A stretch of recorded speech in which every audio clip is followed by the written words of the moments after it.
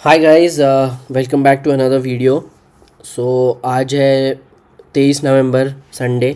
और हम अभी नवंबर 24 से लेकर नवंबर 29 का वीकली रिव्यू करेंगे। बेसिकली देखते हैं निफ्टी क्या लेवल्स पे खड़ा है और क्या प्राइस एक्शन आगे डेवलप हो सकता है। So basically Nifty all time high से ऑलमोस्ट 50 पॉइंट दूर से उसने रिवर्स किया है, जैसा कि आप देख सकते हैं यहाँ पे थर्सडे को। और उसके बाद एक गैप डाउन ओपनिंग के साथ उसने प्रीवियस स्विंग का रेजिस्टेंस लिया इधर, और फिर डे लो तोड़ा। ये जो डे लो दिख रहा है आपको यहाँ पे, तो जब उसने ये डे लो तोड़ा है तो नेचुरली यहाँ पे इधर ही सेलर्स ने एंट्री कर ली होंगी, और फिर डे लो तोड़ने के बाद और सेलर्स आए रहेंगे। बट उसके बाद उसने पूरे सेलर्स का स्टॉप लॉस खा लिया इधर। एग्जैक्टली उसने लिक्विडिटी डे हाई के ऊपर से लिए। तो ये तो हम फॉर श्योर कह सकते हैं अभी के लिए मे बी कि सेलर्स तो यहाँ से गायब हो चुके हैं। राइट, तो सेलर्स एग्जिस्ट नहीं कर रहे अभी। तो उसके बाद उसने वापस डाउन टर्न लगाया। तो यहाँ पे भी मेरा अंदाज़ा ये है कि यहाँ पे इतने लोगों ने सेलिंग की नहीं होगी, क्योंकि वीकेंड इफेक्ट है और बेसिकली कोई बड़ी पोजीशन लेके नहीं जाना चाहता होगा वीकेंड के कारण। तो ये तो हम देखेंगे कल। बट कल का प्लान यही होगा कि अगर गैप अप खुलता है या फिर थोड़ा गैप डाउन खुलता है तो हम सेलिंग साइड के ट्रेड्स ही देखेंगे। अगर फ्लैट खुलता है तो बेसिकली हमारा कोई प्लान नहीं रहेगा फ़िलहाल के लिए। हम कैंडल देख के फिर देखेंगे, मतलब अगर अप ट्रेंड में जाता है और फिर हमें रिवर्सल सिग्नल दिखता है तो मे बी वो करेंगे। क्योंकि वो यहाँ पे फिर फ्लैट खुला तो ये 26,000 तक सपोर्ट लेके फिर एक बाउंस मार सकता है, तो मतलब ट्रिकी हो जाएगा काफ़ी। तो देखेंगे, क्योंकि अगर फ्लैट खुल के मतलब कुछ प्लान अभी नहीं बना सकते, कल कल ही प्राइस एक्शन देखना पड़ेगा। बट अगर गैप डाउन और गैप अप खुल रहा है तो we look for selling side trades only.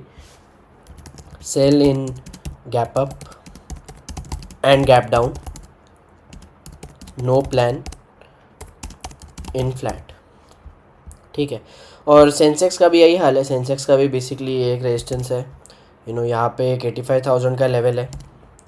Right, तो इसमें भी अगर गैप डाउन और गैप अप आ रहा है तभी सेल करना, नहीं तो फ्लैट में थोड़ा वेट करना। क्योंकि जनरली हो ये सकता है कि मार्केट थोड़ा फ्लैट खुल के यहाँ से सपोर्ट लेके फिर से एक स्विंग अंदर बनाए और यहीं पे थोड़ा साइडवेज बीता और उसके बाद एक ब्रेकआउट दे। ये भी हो सकता है। मे बी यहाँ पे बहुत लोगों का शॉर्ट्स जमा कर लेगा ये, एक डिप में फेक ब्रेकआउट दिखा के, और फिर उसके बाद शॉर्ट्स वापस ट्रैप हो गए तो वापस रियल ब्रेकआउट करेगा। तो ये भी एक केस हो सकता है। तो we should be open for all cases. But अभी तो हमारा यही सेलिंग का ही प्लान है अगर गैप अप या गैप डाउन खुलता है तो। बाकी का हम कल देखेंगे। और बैंक निफ्टी भी सिमिलर ही पोजीशन पे खड़ा है। बैंक निफ्टी में सेलिंग थोड़ी इंटेंस दिख रही है, क्योंकि बैंक निफ्टी ने ऑलरेडी ऑल टाइम हाई अपना तोड़ दिया है और उसके बाद काफ़ी ऊपर भी ट्रेंड किया है। तो देखते हैं। ऑलमोस्ट आई थिंक, हाँ, बैंक निफ्टी ने अपना ऑल टाइम हाई काफ़ी पहले ही तोड़ दिया था, 500-600 पॉइंट, ऑलमोस्ट 1000 पॉइंट वो ऊपर गया उसके बाद। और वही अभी उसमें करेक्शन थोड़ा डीपर हो सकता है। तो सेलिंग में प्रेफरेबली बैंक निफ्टी में देखूंगा फिर करने को, क्योंकि स्ट्रॉन्ग कैंडल इसमें सेलिंग के ज़्यादा बड़े मूव्स आ रहे हैं। एज यू कैन सी इस दिन भी ऑलमोस्ट 200 से लेके 9 मतलब 300 पॉइंट्स डाउन मूव आया था। और इसमें रिट्रेसमेंट भी इतना ऊंचा नहीं था जितना कि निफ्टी और सेंसेक्स में था। तो या ये तो हो गया निफ्टी, सेंसेक्स और बैंक निफ्टी का। Now let's look at bitcoin. Bitcoin exactly क्या कर रहा है। सो बिटकॉइन बेसिकली सेलिंग प्रेशर के अंडर तो है फ़िलहाल, और लिक्विडिटी ग्रैब भी काफ़ी हुई है यहाँ पे। ये सब कैंडल्स जब बनते हैं तो अभी हम लोग एक्सपेक्ट करेंगे, अगर यहाँ पे स्विंग हाई देखे 4 आवर्ली टाइम फ्रेम पे हम देखते हैं तो ये जो एक था यहाँ पे मैंने एक शॉर्ट का ट्रेड जस्ट फॉर इंस्टेंस मैंने लिया था, बट उसका भी स्टॉप लॉस हिट हो गया क्योंकि रिट्रेसमेंट काफ़ी डीप था। तो ये लेवल्स पहले निकाल देते हैं। या सो बिटकॉइन ऑलमोस्ट 1,20,000 से अभी 80,000 आ गया, मतलब 40,000 पॉइंट्स बिटकॉइन नीचे है।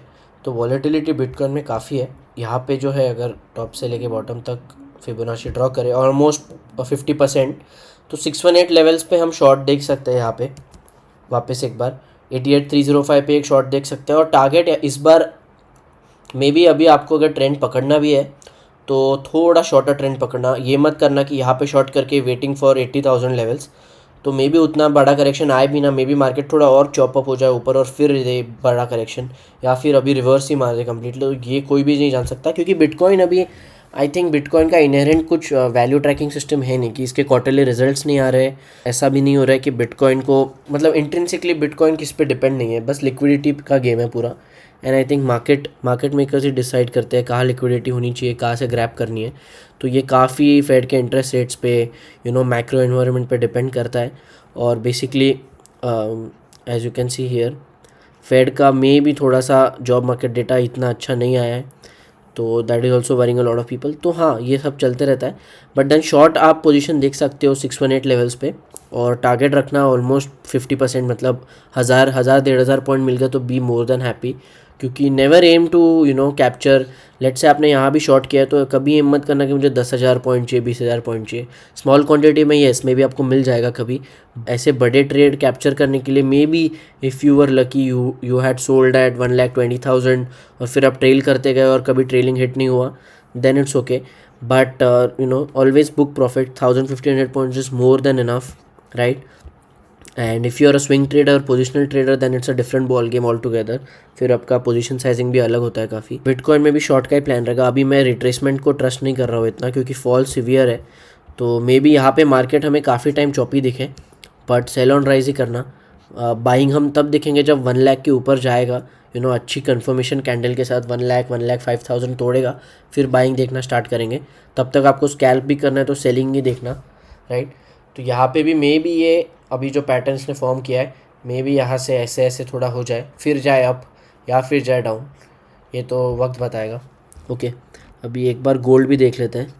गोल्ड बेसिकली काफ़ी चॉपी हो रहा है आजकल, क्योंकि गोल्ड का जो भी ट्रेंड उसने देना था, ह्यूज मैसिव रनअप जो है गोल्ड का, ऑलमोस्ट अगस्त सितंबर अक्टूबर में उसने कंप्लीट कर दिया पूरे पूरे 3 महीने में। आई थिंक नॉट इवन अगस्त में भी 3,300 से 3,400, या अगस्त से नहीं, ऑलमोस्ट 21 अगस्त, तो 1 सितंबर ही लेते हैं, तो सितंबर पूरा और अक्टूबर पूरा, तो पूरे 2 महीने उसने काफ़ी बड़ा राइज किया है। ऑलमोस्ट ये होता है, यहाँ से भी कैलकुलेट करें इस हाई से हम 1 सितंबर से देखते हैं, तो उसने ऑलमोस्ट ये देखो क्या है, ये 27% गोल्ड में रिटर्न्स बने हैं इन जस्ट 2 मंथ्स।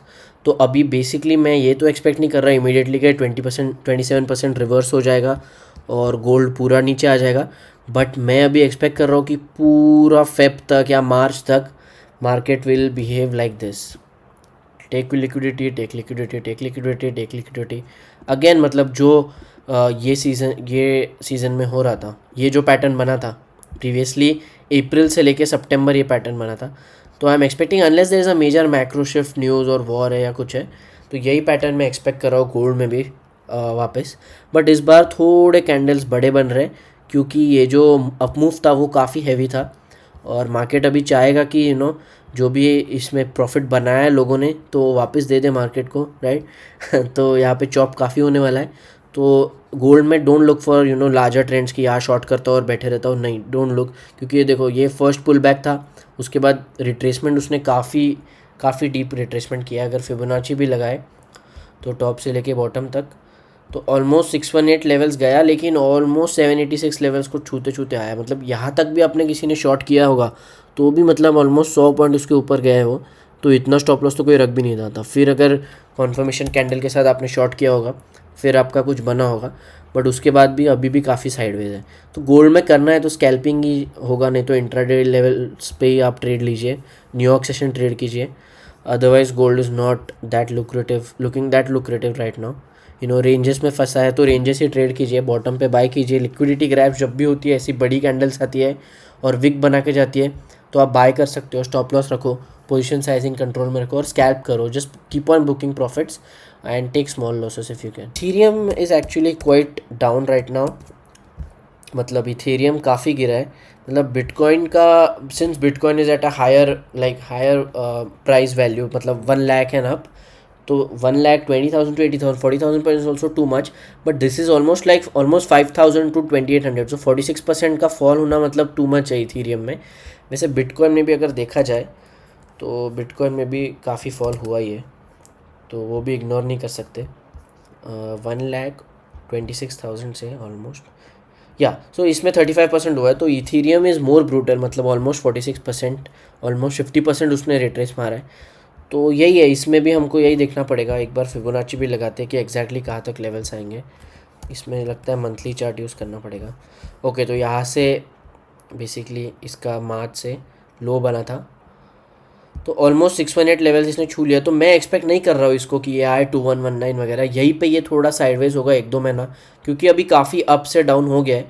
अभी मुझे लग रहा है इसका टाइम है साइडवेज होने का। मे बी जैसे पैटर्न यहाँ पे दिखाया था, यहाँ पे ये थोड़ा ऐसा पैटर्न दिखा के फिर एक ब्रेकआउट करे।